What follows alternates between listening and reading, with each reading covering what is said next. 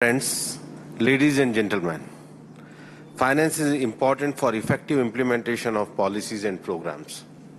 Today we are gathered to discuss the important issue of implementation of the objectives of this convention where adequate financing holds the key.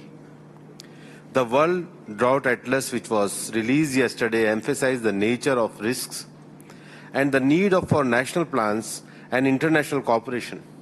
This document can serve as guide for planning, increased mobilization, and finding solution of additional resources. Land degradation is a major issue which needs to be given due attention by policymakers. Understanding this, India has been making efforts to leverage public finance mechanisms for the purpose of restoring its degraded lands. Financial support has been extended by the government for land restoration through various public and privately funded initiatives with active participation of the local communities. India has promoted the facilities of extending microfinance to the farmers for sustainable agriculture. Facilities have been extended through regional rural banks and other financial institutions. India has targeted to restore 26 million hectares of degraded land by 2030, of which more than 22.5 million hectares have been achieved.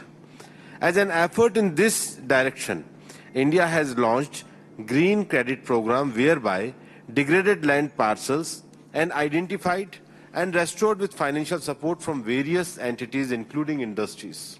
Also, the Green India Mission, which is implemented at the country level through convergence of efforts of several sectors in all states, take into account landscape-based approach for eco-restoration of degraded lands. However, to intensify such efforts, additional resources are important. India has also been in forefront in advocating the adoption of environment-friendly lifestyles and usage of traditional knowledge. It is paramount importance that governments and industry should work together, identify the zones and partners with each other to achieve the goals of land restoration and drought resilience through mobilization of resources. Thank you very much.